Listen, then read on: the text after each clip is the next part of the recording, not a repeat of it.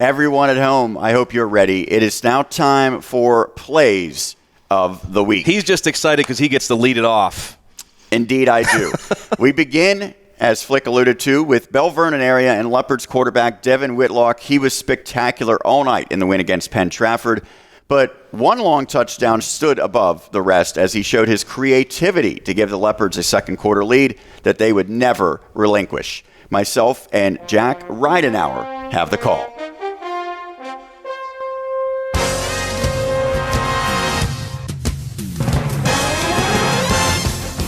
As sunset begins to come across James Weir Stadium and the beach.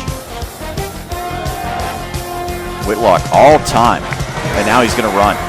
And he has such a burst as he gets a block from Martin. And look at this. Whitlock again down the sideline, stays and backpedals for a 50-yard touchdown. Whitlock, unbelievable. A relentless run by number 1, able to just bounce off tackles. And again, Penn Trafford giving him so much time, a little deep cross route that the receivers ran. Couldn't find anybody open, but just look at this protection and look at all of this space that he has, working with so much free real estate, finding a hole, and then Tarabrella trying to keep up with him, but actually it seemed like he tripped up on Mattis. He couldn't quite catch up to him. How about the moonwalk into the end zone after he absorbed a hit? It might have been a little bit of a flashy play there. Green tried to wrap him up, went a little too high on the tackle, and I'm sure Whitlock might have had something to say to the defense as he backpedaled into the end zone. The moonwalk, Sean. The moonwalk into the end zone. I would put that top 10 of touchdowns that I've called in my career. That was pretty cool. I mean, yeah, that's definitely a memorable one. But that's something that Whitlock does as he rolls out of bed, probably. Yes. It was like nothing to him. Yes. And I think for you and I, first time we've seen him live playing football. Yeah. So I've seen him play basketball before, but just spectacular. He lived up to the billing and I think even exceeded it. So if he continues to do that, I don't know if any team's going to be able to stop and he's a kid that doesn't have a ton of size. He's just, the athleticism is just off the charts. If he did have more size, he would have offers from every school in the country, yeah, I would say. We continue Plays of the Week with Greensburg-Salem. The Golden Lions, they impressed against Mount Pleasant, and the passing game was a huge part of that. Greensburg-Salem took a 2-score lead in the second quarter on a connection between Hayden Teska and Donovan Waller, as detailed by TJ DeStefano and Chris Smith. Spreading things out here, 2 receivers each way. Teska to the right side, pass is caught at the 50, and still running with the football down to the 30, 25, 15, 10, 5, and a touchdown for Greensburg-Salem. That's Donovan Waller. And now 3 pass plays, Chris. This one to Waller and Greensburg-Salem just like that, 20-6. Nice piece of running there by Waller, the 6'3", 170-pound senior. Took the pass. I don't know what's going on with coverage. I have no idea what's going on with this Viking defensive backfield, but these guys are out there running. I'm pretty sure I could have scored. I don't know if I could have did the little, the little dive and juke there, but I certainly could have been wide open as the extra point is up, and it is good. Like that, TJ. 21-6. Great catch by the other receiver for Greensburg-Salem. We mentioned so much about Cody Rubrek. Donovan Waller, very big target and a good athlete as well. Seen him play on the hardwood. He's showing his ability on the gridiron for what should be a very good offense. He's a waiver wire guy if you're a high school football fantasy guy. I don't know anyone that is, but if you are, pick him up. Absolutely. We continue Plays of the Week with Norwin as the Knights made quick work of Connellsville area, propelled by a strong first quarter. Among the key plays early was a touchdown run by Dom Barca that put Norwin ahead 16-0 as Dave Franzak and Tim McCabe paint the picture. 1st and 10 from the 26. Barca goes right side across the 20 to the 10, sidesteps a man, touchdown Norwin. 26 yards out goes Dom Barca, and the Knights are back on the board.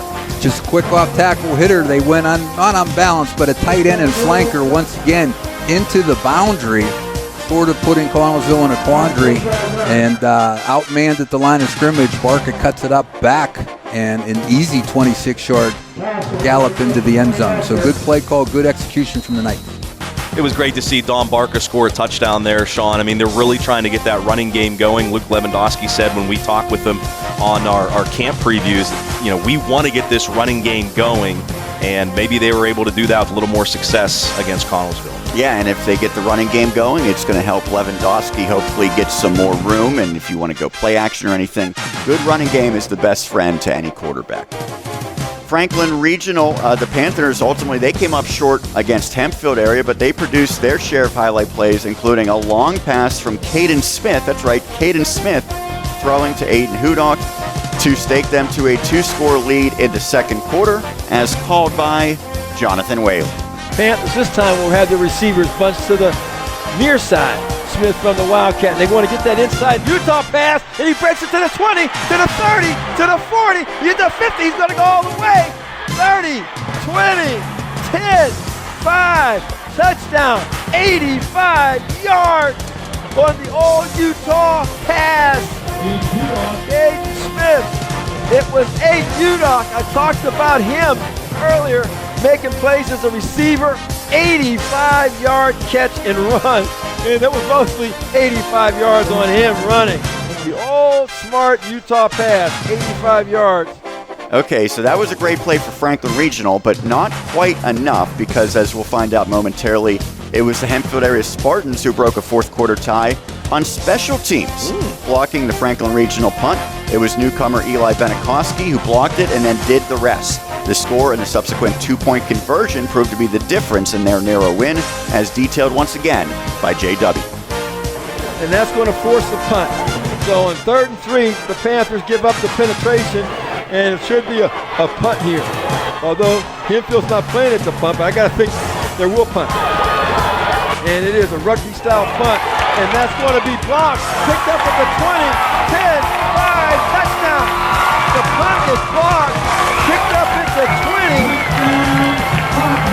and the blocked punt returns 20 yards by Elijah Minikowski, the former Jeanette Jayhawk. 20 yards, touchdown, return on blocked punt. You know, Eli getting adjusted to 6A football, he was such a big part of the Jeanette State run last year. Of course, the Whitfield Championship last year. He transfers to Hempfield, a place where he's wrestled the last couple of years with that co-op between Jeanette and Hempfield. And so I think he keeps getting better and better at this level. Yeah, he's making an impact. GCC got some good production. Ryan Kimmel, Jaden Kennedy. So the former Jayhawks, for the most part, doing well in their new spots. That's it for the high school version, but we are not done here with Plays of the Week as we wrap up with Seton Hill, and the Griffins once again relied on their defense to prevail in a low-scoring game. Bloomsburg had 4th down inside the Seton Hill red zone late in the fourth quarter, but Seton Hill provided the clinching play in the win. Myself and TJ DeStefano provide the captions. Everyone fired up here at Offutt. Griffins looking to have their defense come up big one more time. Back to pass is Rice. Under pressure, he's brought down. Jaden Everton Gaines on what should be a game-ending sack. Once again, Sean, how many times have we said it tonight and last week? The defense comes through at a critical time.